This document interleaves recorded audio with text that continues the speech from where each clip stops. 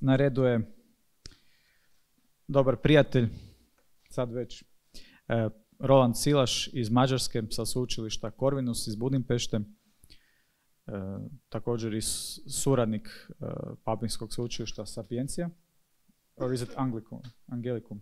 Sapientia, yeah? Sapientia and Corvinus University. Yes. Znači, Sapientia, ekonomist, radio je za neke međunarodne korporacije. Ovo nije prvi put da je u Hrvatskoj, bio je u Splitu na nekoliko simpozija, tako smo se upoznali. Uglavnom, na engleskom će biti izlaganje, govori dobro engleski, polako govori, tako da ćete ga razumjeti. Njegova tema je ekonomija Shirea, odnosno što uopće možemo naučiti iz tog gospodara prstova u tom jednom ekonomskom smislu. So Roland, please, the microphone is yours. This is the present and this is the next one. Thank you very much for the introduction and especially for the very kind invitation to be here with you. I'm so happy to be able to join. I think this we can call this a heavenly birthday celebration because this is the 50th anniversary, and I can only say dobar dan and not much more in Croatian. So I try to connect to you, and I've understood a little bit of the previous presentations, but I'm also very, very happy about this amazing hospitality which I've already experienced just today. You see that I'm going to focus on the economy of the Shire, and mainly in the center I will place gift. And I just have to say that in Croatia you're doing quite well. Today I have just recollected I've already received a wonderful breakfast with great Croatian localities. Another friend invited me for a coffee. Thank you very much. It was nice. And I was curious about the T-shirt, and I also got it as a gift, which was very nice. And we didn't talk about this, but I want to express like how much this thinking that we share, and I'm so happy that I can join your community here and thinking together, is that I'm going to talk about gift in the Shire.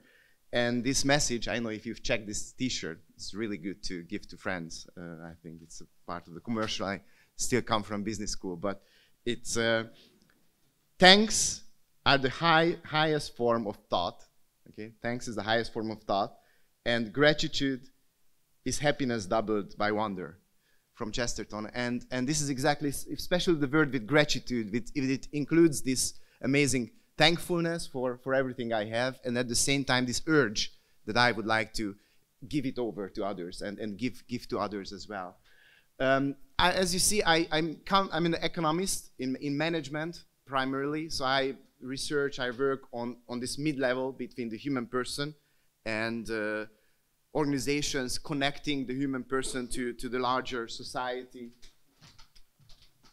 and to macroeconomic systems. So what I will try to do here is talk about this economic perspective, highlighting key thoughts from Tolkien, and I, of course, it's not very difficult to do, just like previous speakers try to connect in also Chesterton when I can.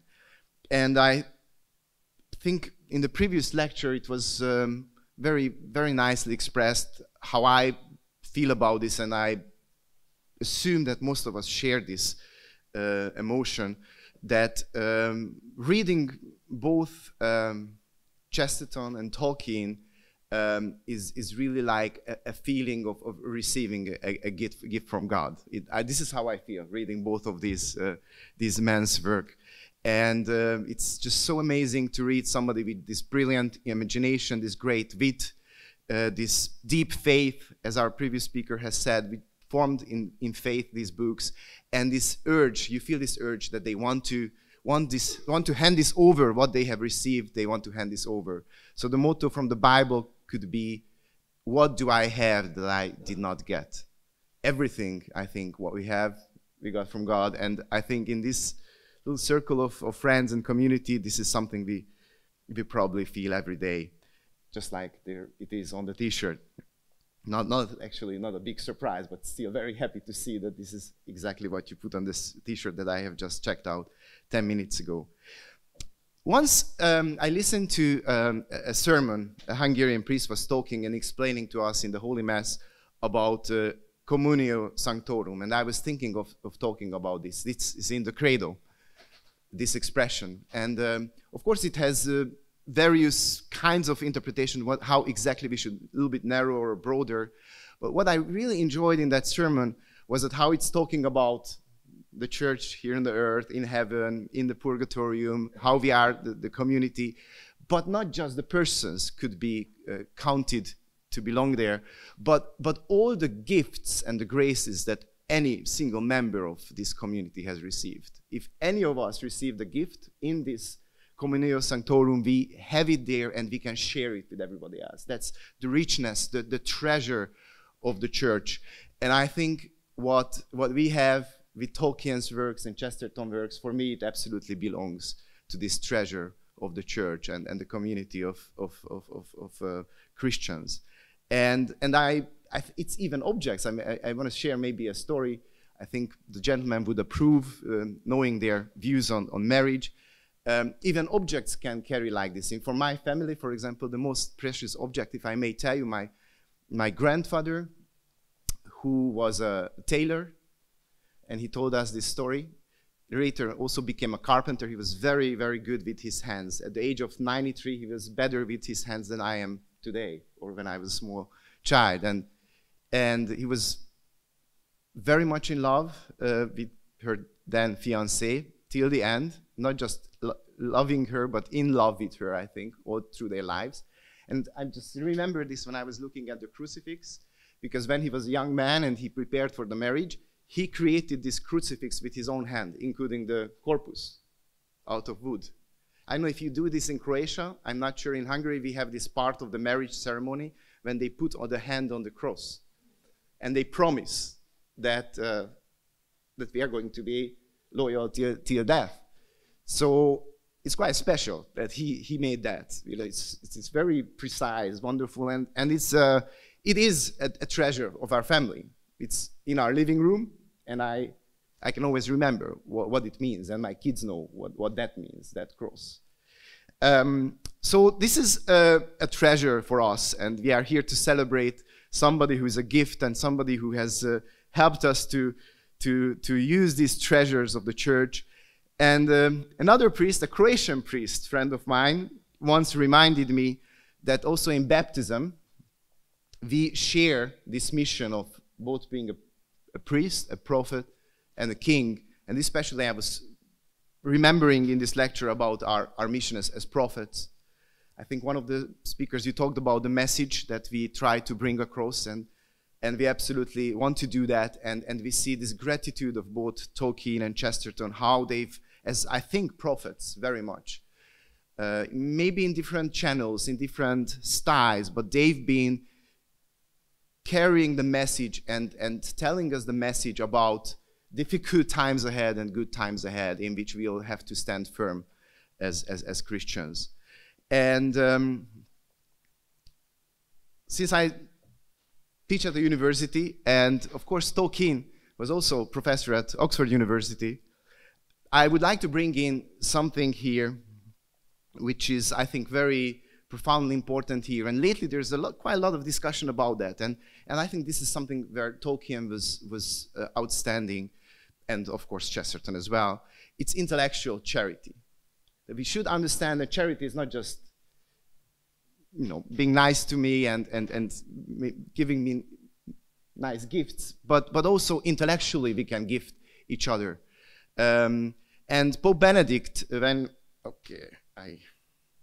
he has addressed Catholic educators at the Catholic University of America, he has said that to recognize that the profound responsibility to lead the young to truth is nothing less than an act of love. So we should really understand this, that it's not just those people who are working in NGOs and charitable organizations, but all those people who are intellectually trying to lead through books or drama or any other way, lead people towards truth, just like Chesterton and Tolkien has done it. It's a very high level and act of charity. So leading the young people to truth, of course, we know Tolkien, first his kids, and then C.S. Lewis convinced him that other kids probably, and other adults probably, would be very much gifted by those as well. But here I want to state some questions and follow this question logic till the end of my talk here today. How do you lead the young to truth? It's difficult. It's very, very difficult today. I wish I had all or at least most of the answers, but I just remembered the map from Lord of the Rings that many of us love. And I was thinking about, yes, maybe one way to lead the young to truth is giving them a map, trying to provide them with a map, and then urge them to go on for the adventure. See the word, and keep in mind the map that we have tried to give you over the years when we've been in the family. And I become a little emotional because I just have my oldest daughter who's 19 is now in the other end of the world, and it's not easy. But I hope that the map we gave her is going to be good enough for her to have adventures that are going to make her happy in her life. And I would like to continue with another question. Why is the mythology of J.R.R. Tolkien still so important today? Because we see that the importance of this is great. We are here, but not just us. Quite people with different aspects try to get the copyright, the intellectual copyrights to use what he's doing. Not sure if their intentions are similar to ours. We'll figure out. But there is a very important sentence that I have seen, I've met in Chesterton's work, which probably helps us understand what kind of great treasure in Lord of the Rings Tolkien has given us. Chesterton, in Outline of Sanity, writes the following: "Meanwhile I sit amid droves of overdriven clerks and underpaid workmen." Not much has changed in 100 years. I think we still see these people, or we are these people. "In a tube or a tram, I read of the great conception of men like gods." Of course, we still have this. Many people talk transhumanism and whatever you like. But here is the key. "I wonder when men will be like men." This is the big question of Chesterton, and this is the big question that Tolkien already tried to maybe give us some help.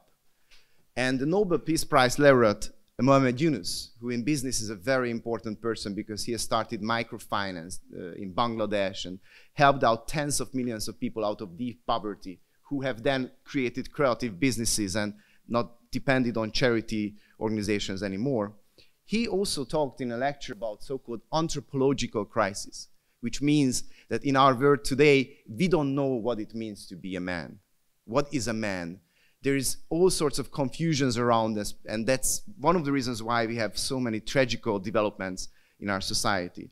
So what I think is, and try to search for a mirror here, I think Tolkien's mythology and Lord of the Rings serves as a mirror in many ways. The 4 humanoid races he's describing and all these adventures are amazing opportunity for young people to use that book as a mirror, a reflection of vices and virtues, and understand what is a human person and what kind of human person do they want to become.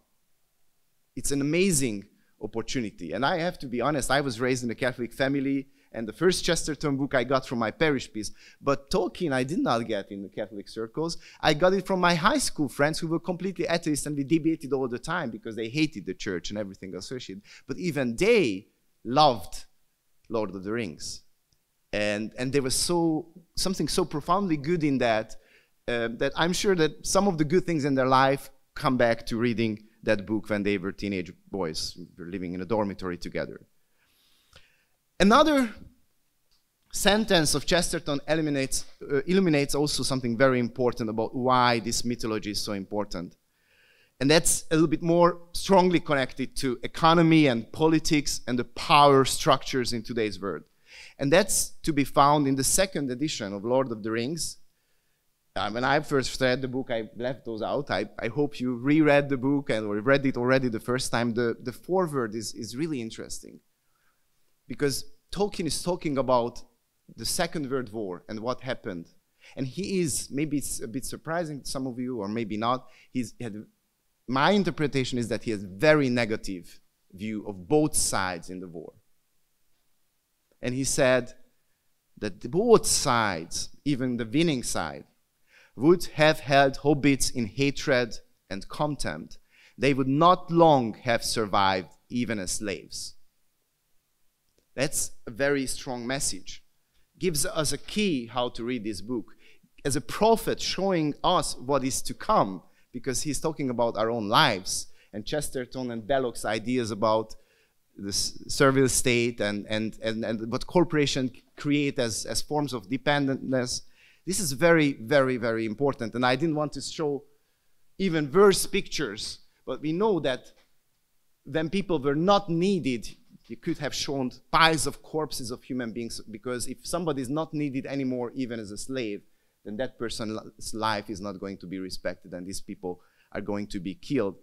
And we need to be very careful, because we are going into an era in which human life is rapidly losing its value. There are new slaves, robotics, artificial intelligence. They are much easier to control slaves. So what is going to happen to those who have virtues and thoughts like habits and who are not needed anymore even as slaves? This is potentially a very dangerous world in which we need to think about what we need to do against that.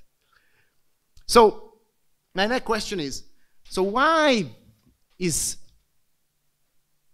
so unique and dangerous to those kind of thinking, the hobbits and the Shire and the Hobbiton?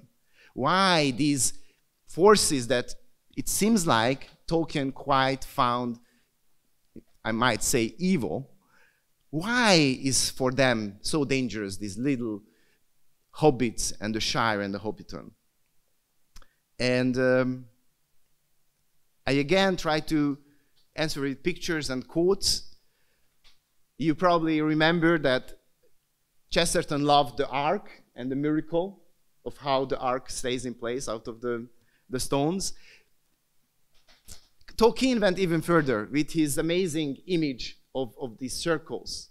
And just look at this. I was thinking about how a hobbit, when he looked out of windows, he saw the completeness of the world in that sense. You know, the eternity of a creation, the completeness, the fullness, the perfection of a circle.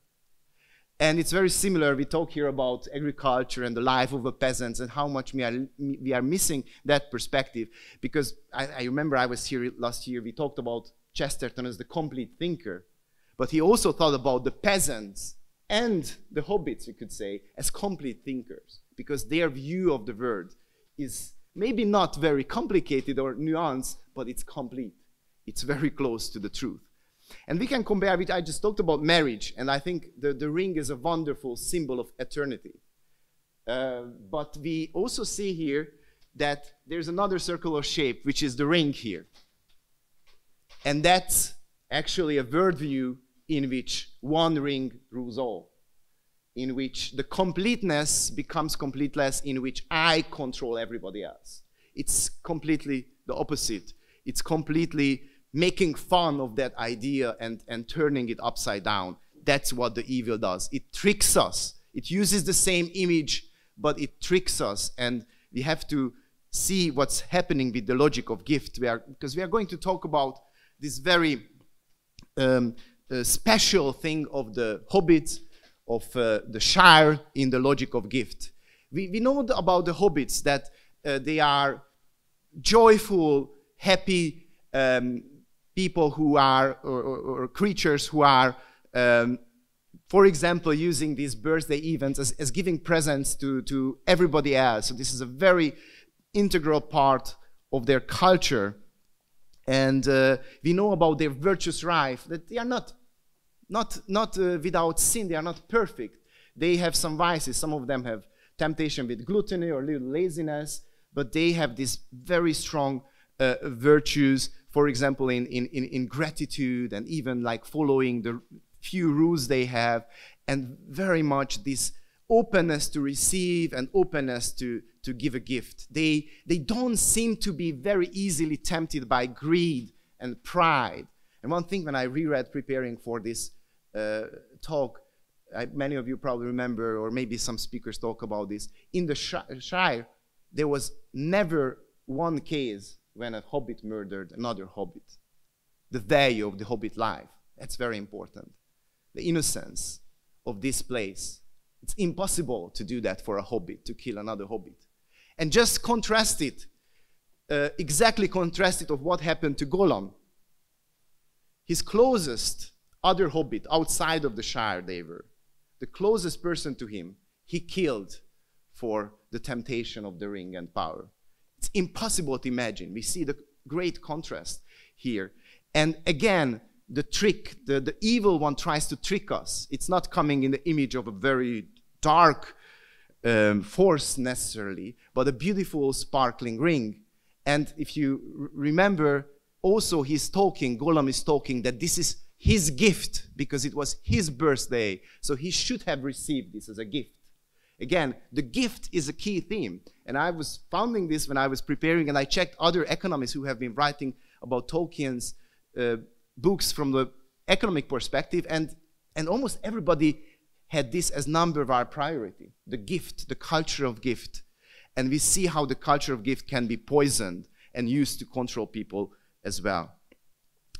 And I wanted to talk just briefly about a few things that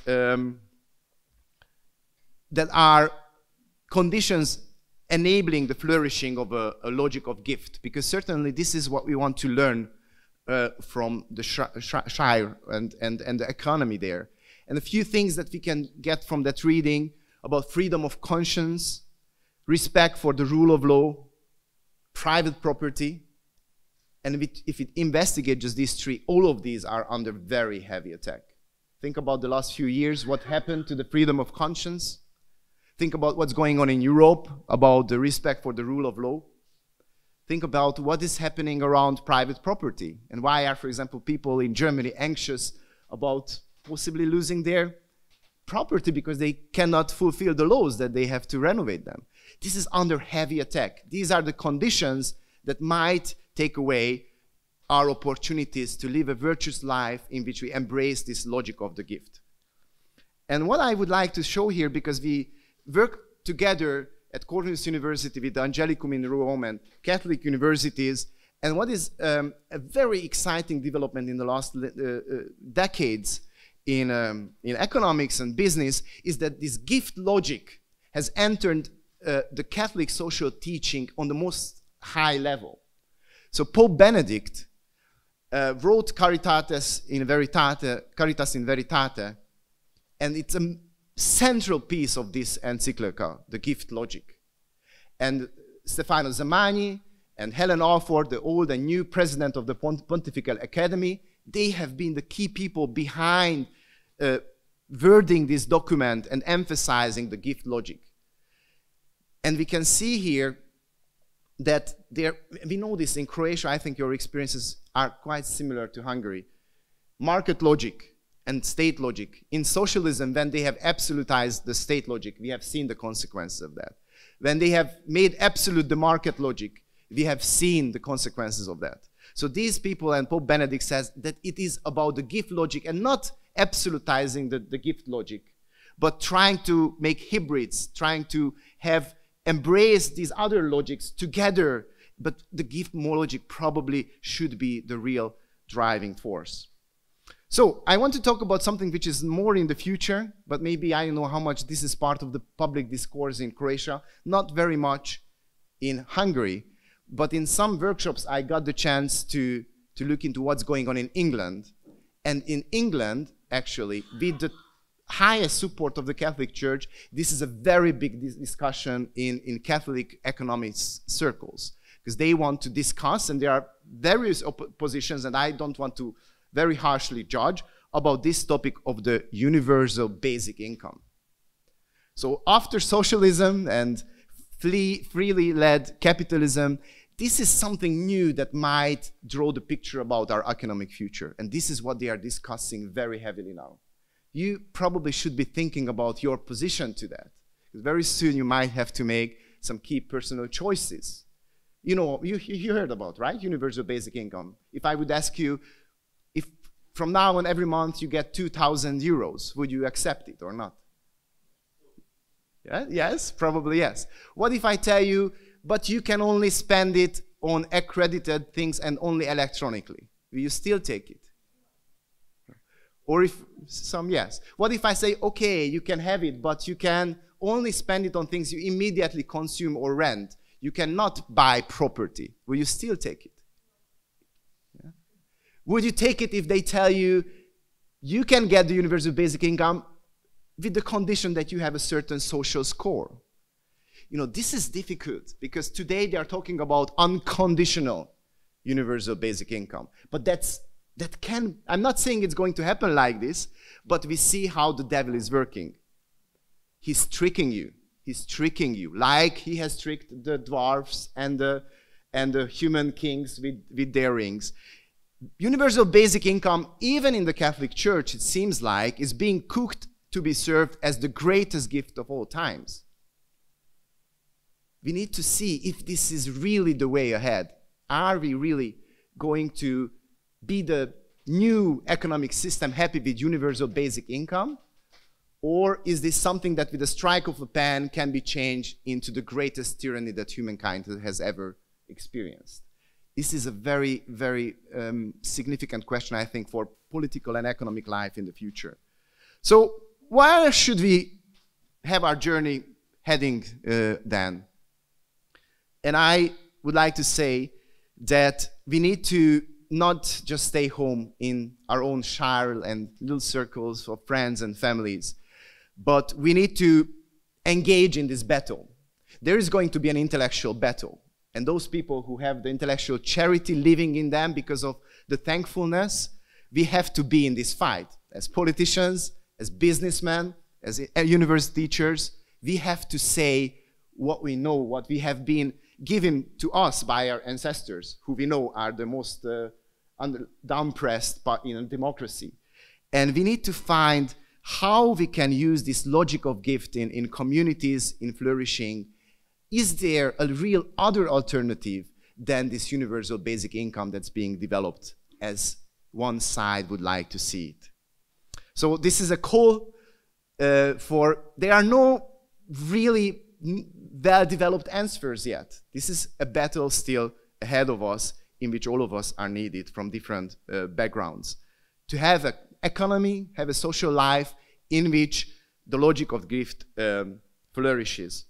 And since we are in a Silesian place with Don Bosco, I was thinking to close it with something, because in the school year we are also going to a parish which is run by the Silesians.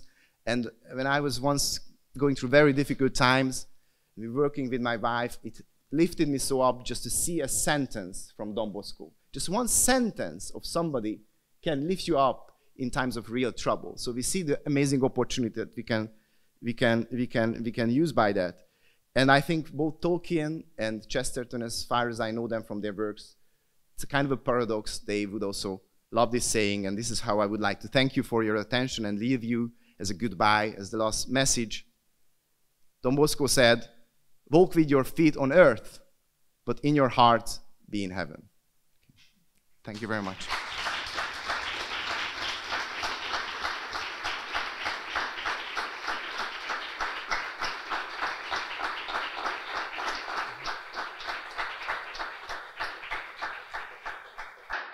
Thank you, Roland. I think Chesterton said, have your head on earth and your feet in the heavens. So, okay, that's good. I need to look for that. I think that's the correct quote. So, questions, pitanja. Može na hrvatskom. I can try on English, but yes, that would be great. In your opinion, what is the best economic structure, uređenje?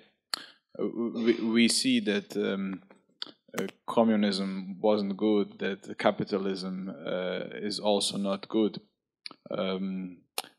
and do you think that it's possible to have a really good system? Yes. I think this is our challenge. We need to develop this. When I talk about Chesterton to my students, my favorite quote is the one that the problem, like you mentioned, with communism and the problem with capitalism, right? With communism, he said that you know, it's handling the thieves as banning the pockets, right? You know this quote. And then about the capitalistic system, in one sentence, he also said his opinion. The problem with capitalism is that there are too few capitalists. Okay. So what I think, and I think Chesterton and Tolkien both in how they provide their visions about this is definitely something about a widely distributed property. So definitely this is a key element for various reasons. This is primarily about decreasing dependentness on other people. But if you look at it from the perspective of the gift, I was thinking, I didn't get to say that, but I was thinking about how much easier we have to create a culture of gift if we have something to give from. It's possible. Even if you're in a concentration camp, you can give a little gift. We have cases of that. It's possible. It's absolutely heroic. But for us, we should be ashamed because we have so much in our lives. Even if we complain, in Hungary, we like to complain all the time. But we have so much. Yes. And this idea, the Catholic social teaching, you know, has always protected the private property. So this is something that's, you probably heard the saying, you will own nothing. That's very serious people are talking about this. The private property was always protected by the church. But there is a danger of misunderstanding that because the church, and it's a bit more nuanced and complicated, was arguing always for the universal destination of goods. So what does that mean? But in a hobbit's life, you can understand that. And actually it goes back to Aristotle. This idea that, you know, I will have a nice house and nice food at home and a nice garden because I want to share it. I want to have guests. I want to gift them. I want to have this because this is how I can give to my friends and who I love. So the end goal is different, not owning things, but owning things so that I can give. And I recall Aristotle wrote great books in Nicomachean Ethics about friendship. And I had a course on that, and our professor, I think, explained, I think it's even in the books, literally, that the Greeks have been thinking about friendship as more valuable than any precious treasure you can have. Friendship is more valuable. Because they said, you can have all the treasures of the world. If you don't have a friend, what do you do with it? Because you cannot give it to her. So for them, it was quite simple to see that it's no use of you to have the wealth of the world if you don't have friends to give it to. So this is definitely the direction. And we had Marco last year. In Italy, they have amazing communities. There are, you know, Mondragon Corporation in Spain who are doing amazing. There are lots of examples in which, you know, little communities in which people help their farmers by always buying for them and so on, and protect their health at the same time. So there are amazing practices which use this logic of gift already. And we should protect them because we need these places which are almost like the Shire to keep existing and not overwhelmed by, let's say, something like a general big temptation of a universal basic income or something like that. But we need to work on this, I think, a lot. Thank you. Pitanja. 3 questions. That's it. Lunch. Okay, so thank you for your time and coming here. I just want to say that in these days it's very popular option that is being talked about is the Benedict's option. Can you maybe give your view of the society that is struggling between living in options like Benedict's options and living in the world that we have to live in? you know, from firstly economic perspective, and then from the thank you. Yeah, I'm sure Nicola can say more about this, because I haven't read the book entirely, just part of that. But I know that it's a very famous book, and many people discuss that, and the author has been living in Hungary also for some time, I think. I have not formed my final opinion on that, but let's come back to Tolkien. And there is a discussion about what Tolkien's message is here. And having the Shire is like a little bit, you know, separated from the rest of the world. But I think there is also, and we need to protect this. We need to make sure that these continue to exist. But at the same time, we need to see that the hobbits, they had to go on their journey and risk their life and fight heroically so that they could come back and save the Shire. So I think all those people, like some of the father of Samuel and so on, who stayed there in the Shire, they did the very best they could, that they maintained something against the evil. And we probably, I think usually when I handle organizational issues, I come to these conclusions. We have to, you know, have two sides balance. We have to work hard on our local community and strengthen it and give our energy to make it virtuous and this Benedict option. But if we do not go out and fight the big battle, they are going to come after us. I think this is a message that we can take out from reading Tolkien's book. We need to go and fight in the battle, even if we get martyred. Yeah, this is our future, I think. The last question.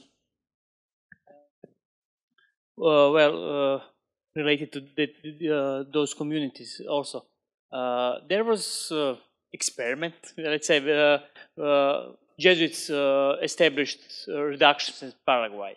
Yes, I know. And I shall see something like that.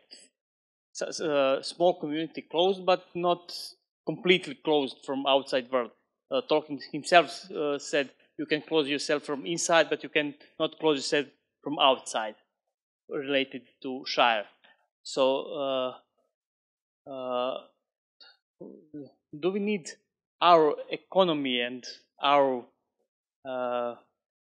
life organized in that way to have something like those reductions in Paraguay? Reductions. Yes. Yeah, that's, I think, very interesting. I think what the church has done is at that time is responsible for many of the miseries we have now, the consequences of that. And if you have not seen the movie about this, I'm sure you saw it, but the other people, maybe if you're interested in this part of history, there's an amazing movie called The Mission with Jeremy Irons in the main character. It's an amazing movie, and I checked with the church historian that it's very close to the real church historian's story. So I think that's possibly a wonderful. It's a wonderful story. I think they've created something wonderful there. But again, I don't know if you agree with me, but I see the same kind of story happening there, because they've created in these amazing islands of happiness and joy and virtuous life and giving and sharing, an amazing place where probably all of us want it to be. But the battle outside between Spain and Portugal and the church and the kings, and they did not win that battle.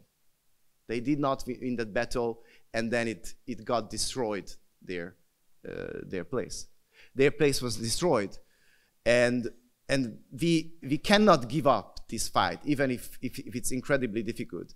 And there is a sentence. It's one of the most touching sentences in that movie, in which I think one of the bishop who was responsible for all this reduction there be destroyed and the people killed. Somebody tells him, this other person from the king tells him, well, don't feel bad, that's how the world is. And you know what is his sentence? He says, no, thus have we made it. Even though it's not my intention, if I didn't fight enough out in the world to make it different, I'm part of it.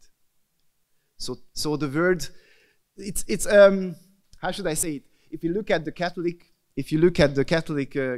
catechism, some of those segments are talking about very difficult times. It's in the catechism. It's not in the catechism that we are going to live in the global world like the reductions, all in happy, smiling, virtuous life and happiness. It says that close to the end times, who knows when, we are going to go through incredibly difficult times and trials. And it has probably been repeating itself all through history, but it is there. And if we know that there are evil, dangerous things going on, we have to go into the battle. So what Jesus says, maybe I'm too biblical now here, but yeah, let's put it this way. We are celebrating a birthday today, right? A birthday of the death of Tolkien. Because our death is our birth in heaven. So we love like the hobbits, we love the food, the friendship, what we share. But we have another life afterwards. And Jesus says, there's no higher love than giving your life for your friends. So this is how he sends us in this battle, among the wolves, like sheep. Probably, they might eat you, but do not worry. Do not fear those who can kill the body. Fear those who can kill the body and the soul, because our real life happiness, full happiness, is going to start in heaven. So, thank you.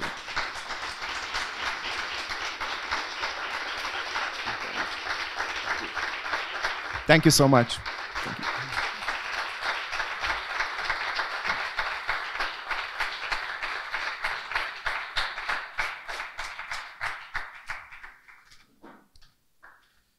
Thank you, Roland. Thank you, Roland, for this wonderful lecture and for the Q&As. We continue. Pardon. Imamo stanku za ručak, malo smo produžili, nekih 25 minuta, odnosno više, pola sata. Mislim da je vrijedilo, nemojte se ljutiti. Vidimo se u 2:30, oko 2:30 kad nastavljamo. Imamo još 3 izlaganja, zadnja 2 su preko Skype-a, možete postavljati pitanja, ljudi će se uključiti, bit će zanimljivo, tako da evo dođite i vidimo se za oko 2:30. Hvala vam. Imate tu i za kupiti, i za donaciju dati, za sve ovo što radimo da podržite.